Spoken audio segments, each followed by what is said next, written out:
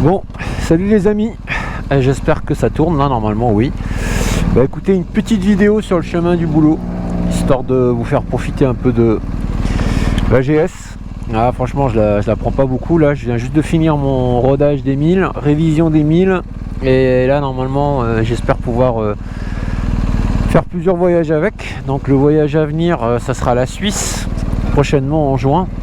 On va aller rejoindre notre ami Carlos avec son cousin, un ami Béchir et puis je sais plus comment il s'appelle, le copain de Béchir. Enfin bref, on va être au moins 4 à partir d'ici et ils seront 4 là-bas sur place, donc on sera 8.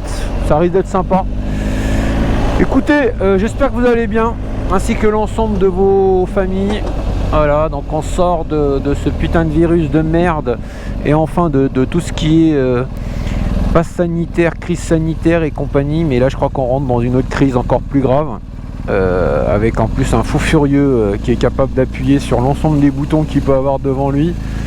Bah, je parle bien sûr du conflit Russie-Ukraine, mais je pense que malheureusement c'est quelqu'un qui a vraiment soif de pouvoir et de domination, et il s'arrêtera pas uniquement à l'Ukraine une fois qu'il l'aura fait tomber. Je pense que d'autres pays pourront s'inquiéter de leur sort, et j'ai vraiment peur quand même, parce que il peut continuer jusqu'à l'invasion de la Pologne.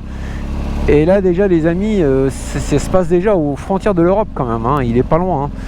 Et puis surtout ils ont quand même un arsenal nucléaire qui est quand même juste dément, parce qu'ils ont le fameux Satan 2. C'est un missile de dingue apparemment. C'est un missile qui est même indétectable au radar, qui peut en portée aller jusqu'à la côte ouest américaine, et il peut détruire l'équivalent d'un pays grand comme la France. Donc c'est vous dire les dégâts que ça peut faire. Et je pense que ce mec veut rentrer dans l'histoire. De toute manière, il cherche en permanence la confrontation. Donc l'ensemble des présidents qui n'ont pas su lui tenir tête, bah, il les a tous écrasés, hein. Rappelez-vous de la petite visite de Sarko, quand ils se sont... à un moment donné, il lui a dit: toi, tu as un pays petit comme ça, moi j'ai un pays grand comme ça, donc tu te tais ou je t'écrase. Et voilà, donc, tous ceux qui l'ont rencontré, que ce soit Hollande ou les autres, ils ont tous dit que c'était un homme voilà, qui aime les conflits. Enfin, il faut pas faire le mot face à lui, parce que sinon t'es mort dans le film. Mais voilà, ça vient à mon avis de son côté ancien KGB et compagnie. Mais c'est ça, c'est un mec qui... il est vraiment...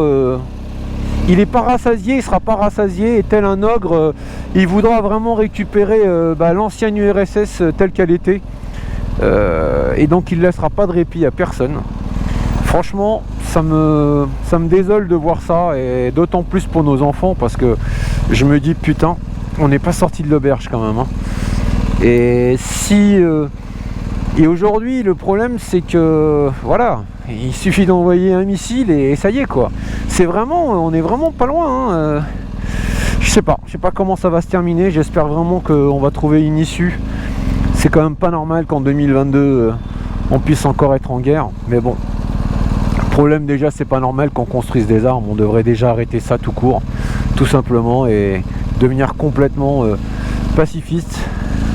Mais là c'est fou, parce que bon, les sanctions c'est bien, mais en attendant il y a quand même des gens qui meurent tous les jours, et des deux côtés, hein, parce que c'est quand même incroyable. Ouais, donc ouais, cette guerre, je sais pas où elle va nous mener les amis, mais ouais, je pense que ce qu'il cherche, en fin de compte, il est tout le temps dans la provocation, ce mec, hein. En plus d'être complètement taré et fou, ce qu'il cherche à mon avis, c'est que d'autres pays s'en mêlent, de manière à pouvoir justement riposter et dire voilà, puisque vous m'attaquez, voilà, je vais utiliser tout ce que j'ai, je vais tout l'arsenal que je peux, je l'utilise. Et résultat des courses, ouais, ça peut faire très très mal, parce que je vous dis, hein, ils ont un arsenal nucléaire impressionnant, les Russes apparemment, hein. Donc voilà, moi qui suis algérien, comme je vous ai dit, la plupart de l'armement algérien est russe, et voilà, et apparemment en armement ils sont ils sont plus que calés quoi. Et voilà les amis, le périphérique parisien. Ouais, l'Interfile. Et s'ils veulent nous interdire ça, mais on est mort. Attends, on est mort. On va arriver au boulot à je sais pas quelle heure. Vive la moto, vive le deux roues quand même pour ça. Hein. Franchement, il n'y a rien à dire. Hein. Ah, il fait vraiment beau les amis. Hein. Là aujourd'hui, il fait froid par contre. Je crois que c'est à peine 1 ou 2 degrés ce matin. 13 degrés cet après-midi. Mais ouais, il fait beau, il fait beau. Après le pont là, je pense que je vais pouvoir vous montrer la clarté du soleil. Ah, ce soleil qui nous réchauffe naturellement. C'est trop bien quand même là. Trop bien fait. Cette planète est vraiment belle. Et quand on voit ce que certains veulent en faire, c'est juste incroyable quoi. C'est fou. Comment ça marche. Et franchement le GS c'est impressionnant. Alors je vous dis hein, le T-Max c'est le roi de la ville, mais ouais, la GS c'est incroyable. C'est la reine des voyages, la reine des routières. Tu peux passer partout, des petits chemins de terre. Ah, c'est incroyable. Elle est vraiment incroyable cette moto. Oh. Et je vous dis, l'essayer c'est l'adopter. Hein. C'est comme le T-Max.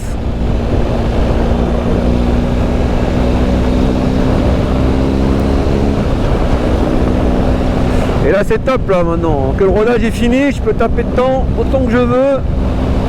En faisant attention bien sûr. Ah, c'est magnifique. Et là en dynamique, putain comment ça marche. J'avais toujours rodé en road. Voilà. Le vendeur m'a dit que c'était le meilleur mode en réalité pour le rodage. Donc bon voilà, moi j'écoute ce qu'on me dit. Mais là en dynamique, wow, c'est incroyable. Allez, on est en 6ème, j'accélère, ça ouvre et ça part. Impressionnant. Ah ouais. Ah c'est fou hein, putain, la vache.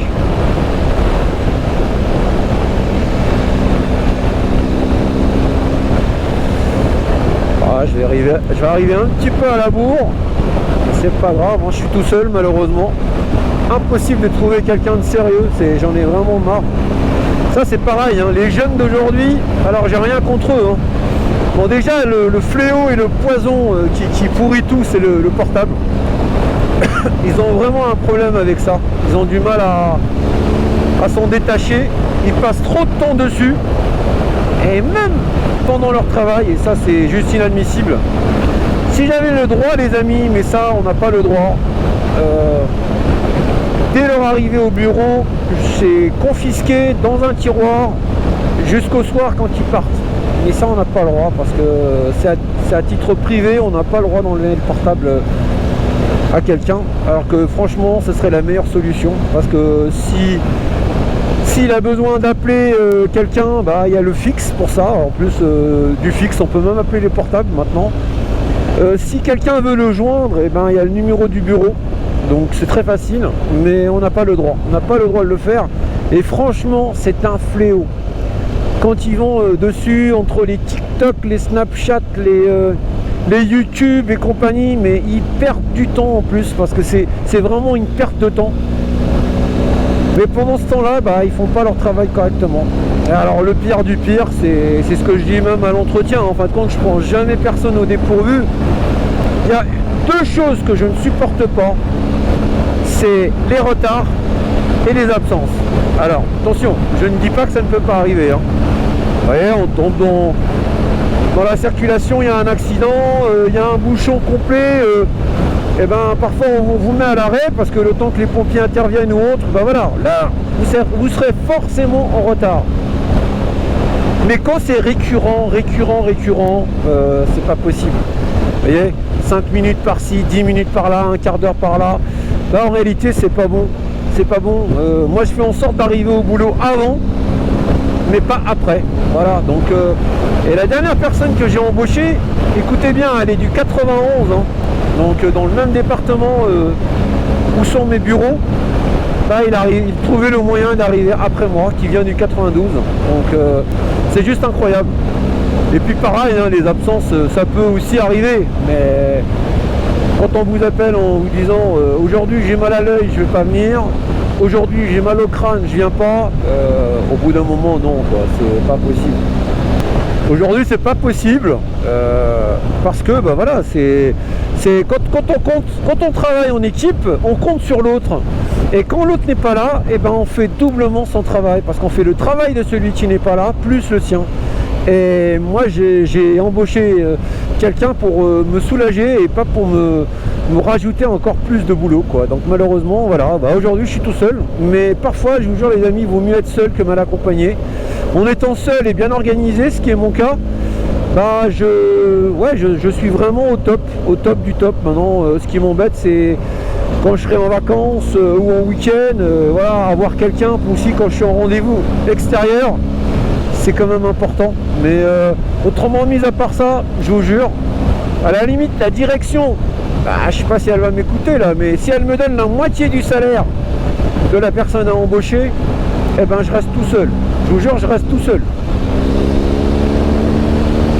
Et je ferai le boulot plus que correctement parce que c'est ce que je fais déjà. Bon, parfois ça m'oblige à rester au-delà des horaires de fermeture.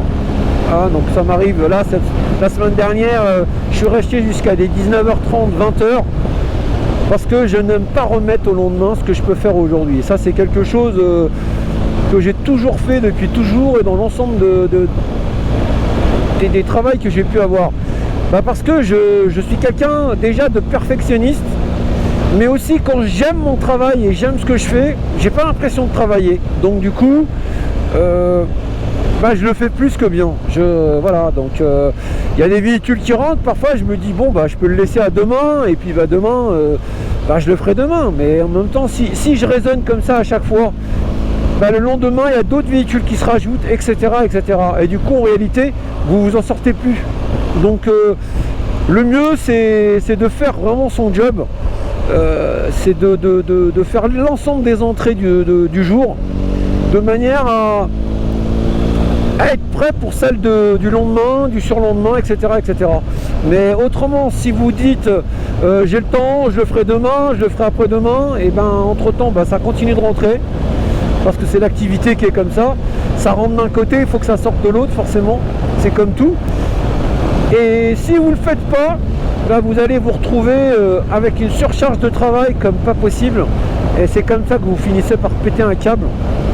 Et c'est vrai que le burn-out peut vite arriver, et je comprends, hein, parce que c'est vrai qu'en étant tout seul, c'est vraiment compliqué parce qu'on est au four et au moulin. On doit répondre au téléphone, on doit répondre aux sollicitations sur place. Quand un véhicule rentre, eh ben, il faut le prendre en photo, il faut le garer, donc lui trouver une place, c'est pas toujours évident parce que le site est parfois surchargé. Il faut créer le dossier de vente, avec bien sûr en faisant une estimation sur la cotation Argus, pour savoir combien il vaut à l'Argus et également le prix du marché. Vous faites une expertise, voilà, vous sortez le non-gage, enfin bref, il y a quand même une partie administrative qui est quand même là. Et après, il faut aussi le présenter à la vente. Donc tout ça, c'est beaucoup. Et je pense que franchement, tout seul, ouais, c'est énorme. Mais en même temps, je vous dis, je n'arrive pas à trouver des gens sérieux. C'est fou. Je ne sais pas ce que cette génération a dans le crâne, mais c'est incroyable. Le dernier que j'ai pris, là, il était chez ses parents. Donc il venait d'emménager avec sa nana. Donc je me dis, en emménageant... il va avoir justement la niaque parce qu'il va avoir son loyer à payer, toutes ses charges, et puis voilà, il va s'impliquer davantage. Mais voilà, il avait, je pense, un problème de santé. D'ailleurs, c'est ce que je lui ai dit. Je lui ai dit, écoutez, je pense que vous avez vraiment un problème de santé dont il faudra vous occuper. Donc je pense que la priorité, ça serait celle-ci. Mais après, moi, je peux pas non plus tolérer des absents. C'est pas possible. Et deuxièmement, tôt de l'après-midi, mais pas du matin. Vous n'êtes vraiment pas du matin. Et pourtant, les horaires que je lui ai mis, c'est vraiment 9h, 17h, des horaires de bureau. Il avait tous ses week-ends. Et malgré ça, il arrivait quand même en retard. Donc je lui dis, je pense que vous devriez plutôt chercher quelque chose où vous commencez à partir de midi, 14h. Voilà, pour travailler en après-midi, voire en soirée. Arrêtez peut-être de jouer...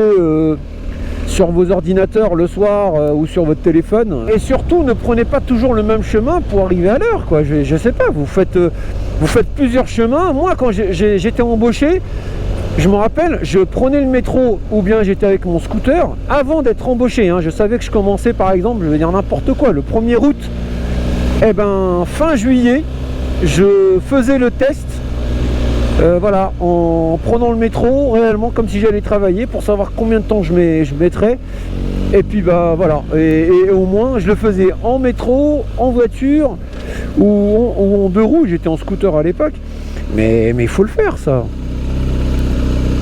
Mais ça je sais pas comment, ouais franchement je sais pas comment ils font. Merci Greg. Merci beaucoup, ça va?